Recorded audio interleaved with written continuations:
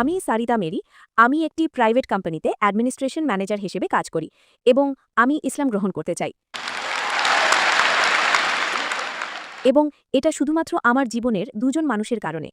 সেটা হলো আমি একজন মুসলিম ছেলেকে বিয়ে করতে চাই এবং আ আমি তাকে প্রতিদিন দেখি। সে যেভাবে মানুষের সাথে কথা বলে এবং তার সরলতা এবং সে খুব ধার্মিক। দ্বিতীয় ব্যক্তিটি হবেন মিস্টার জাকির। এর কারণ হল আমি তার বক্তব্য দেখছি এবং সব ধর্ম সম্পর্কে জানাটা খুব তথ্যবহুল। আমি ইসলাম গ্রহণ করার আগে আমার আপনার কাছে স্পষ্ট করার জন্য একটি প্রশ্ন আছে।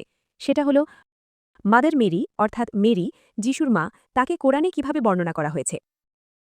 মাশাআল্লাহ বোন, একজন ধার্মিক মানুষকে দেখে ইসলামের প্রতি মুগ্ধ হয়েছেন।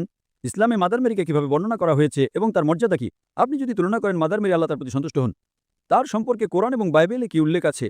কোরআনে একটি সম্পূর্ণ অধ্যায় আছে, একটি পূর্ণ সূরা আছে যার নাম মারিয়াম, যীশুখ্রিস্ট আলাইহিস সালামের মায়ের নামে মারিয়াম। আপনি যদি বাইবেলের সব বই পড়েন, সেটা ওল্ড টেস্টামেন্ট হোক বা নিউ টেস্টামেন্ট, সেটা প্রোটেস্ট্যান্টদের 66টি বই হোক বা ক্যাথলিকদের 73টি বই, এমন একটি বইও নেই যার নাম মেরির নামে রাখা হয়েছে। কিন্তু কোরআনে একটি পূর্ণাঙ্গ অধ্যায় আছে যার নাম মারিয়াম, আল্লাহ তার প্রতি সন্তুষ্ট হন।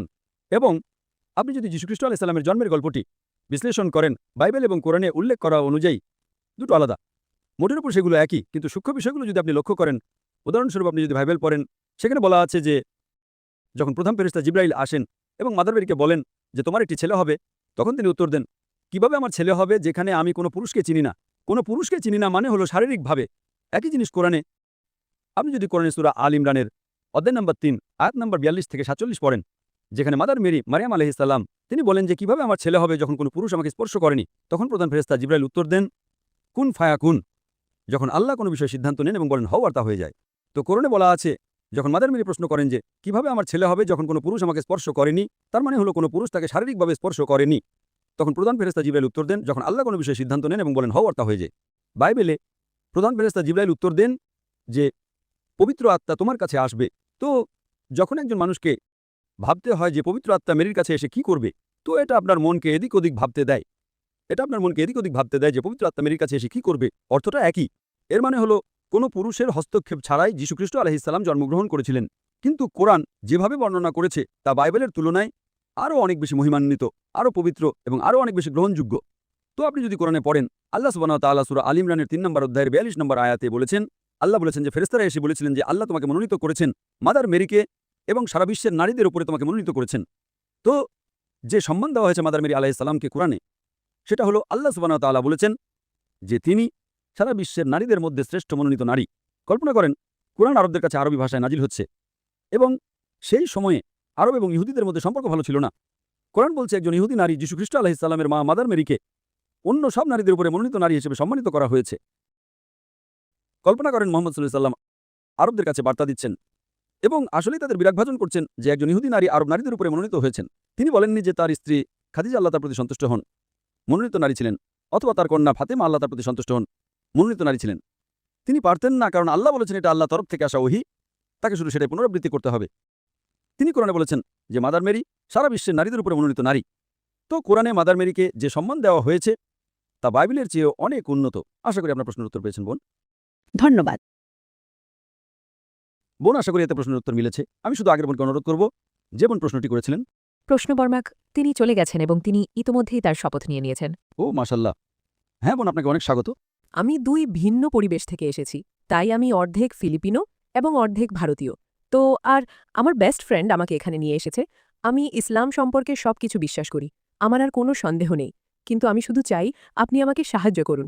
মানে আমি আসলে নিশ্চিত নই যে সত্যি কি আমাকে বাধা দিচ্ছে। তাই আমি শুধু আপনার কাছে জানতে চাই আপনি কি আমাকে সাহায্য করতে পারবেন কিনা? অবশ্যই বোন, আপনি আপনার প্রশ্ন করতে পারেন। সন্দেহটা কি? সেটাই সেটাই সন্দেহ।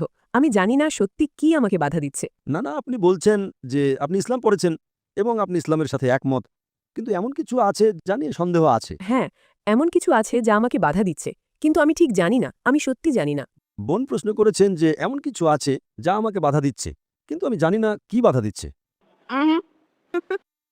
বোন, আপনি যদি না জানেন যে কি বাধা দিচ্ছে, তাহলে সেই জানি নাটাকে থাকতে দিন।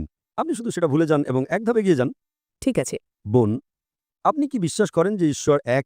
হ্যাঁ আমি বিশ্বাস করি। আপনি কি বিশ্বাস করেন যে মূর্তি পূজা নিষিদ্ধ? আমি বিশ্বাস করি। আপনি কি বিশ্বাস করেন যে যিশু আলাইহিসসালাম ঈশ্বর নন? হ্যাঁ আমি বিশ্বাস করি। আপনি বিশ্বাস করেন তিনি ঈশ্বর নন, আমি বিশ্বাস করি তিনি ঈশ্বর নন। কিন্তু তিনি ঈশ্বরের একজন বার্তাবাহক। হ্যাঁ আপনি কি বিশ্বাস করেন নবী মোহাম্মদ ঈশ্বরের বার্তাবাহক? হ্যাঁ আমি করি। বোন, এই দুটি বিষয় যা আল্লাহ ছাড়া কোনো উপাস্য নেই এবং নবী মোহাম্মদ সাল্লাহ সাল্লাম আল্লাহর বার্তাবাহক, এটাই আপনার এই স্কুলে প্রবেশের জন্য যথেষ্ট। যখন কেউ স্কুলে প্রবেশ করে তখন তাকে গ্র্যাজুয়েট হতে হয় না। সে প্রাথমিক বিষয়গুলো জানে, স্কুলে প্রবেশ করে এবং তারপর সে আরও শেখে। তাই আপনার কাছে আমার অনুরোধ থাকবে যে আপনি যদি বিশ্বাস করেন যে কোনো উপাস্য নেই আল্লাহ ছাড়া, এবং আপনি বিশ্বাস করেন যে মূর্তি পূজা নিষিদ্ধ, আপনি বিশ্বাস করেন নবী মোহাম্মদ সাল্লাহ সাল্লাম ঈশ্বরের বার্তাবাহক, আপনি এগিয়ে যান এবং ইনশাআল্লাহ ঈশ্বর আপনাকে আরও পথ দেখাবেন এবং ইনশাআল্লাহ আপনি আরও বেশি ধর্মপালনকারী মুসলিম হবেন। ঠিক আছে। তাহলে আপনি ইসলাম গ্রহণ করতে চান বোন? আমার মনে হয় আমার করা উচিত, কেন নয়? আপনাকে কি কেউ জোর করছে? না, কেউ আমাকে জোর করছে না। আপনি কি আপনার নিজ ইচ্ছাই করছেন? হ্যাঁ আমি তাই করছি। তাহলে ইনশাআল্লাহ আমি শুধু এটা আরবিতে বলবো আর আপনি আমার সাথে সাথে বলবেন। ঠিক আছে। আশহাদু আশহাদু আল্লাহ আল্লাহ ইলাহা ইলাহা ইল্লাল্লাহ ইল্লাল্লাহ ওয়া আশহাদু ওয়া আশহাদু আন্না আন্না মুহাম্মাদান মুহাম্মাদান আবদুহু আবদুহু ওয়া রাসূলুহু। ওয়া রাসূলুহু। আমি সাক্ষ্য দিচ্ছি আমি সাক্ষ্য দিচ্ছি যে যে আল্লাহ ছাড়া কোনো উপাস্য নেই। আল্লাহ ছাড়া কোনো উপাস্য নেই। নবী মুহাম্মদ নবী মোহাম্মদ হলেন বার্তাবাহক এবং আল্লাহর বান্দা। হলেন বার্তাবাহক এবং আল্লাহর বান্দা। মাশাআল্লাহ, আপনি মুসলিম হয়েছেন। আমি আল্লাহ সুবহানাহু ওয়া তাআলার কাছে প্রার্থনা করি তিনি আপনাকে আরও পথ দেখান এবং যে কোনো বাধা দূর করেন। এবং যদি আপনার কোনো প্রশ্ন থাকে তবে আপনি সবসময় স্বাগত ইমেল করতে zakir@irf.net-এ, এবং ইনশাআল্লাহ আমরা চেষ্টা করব আপনার প্রশ্নগুলোর উত্তর দিতে যদি পরবর্তীতে আরও কিছু থাকে ইনশাআল্লাহ।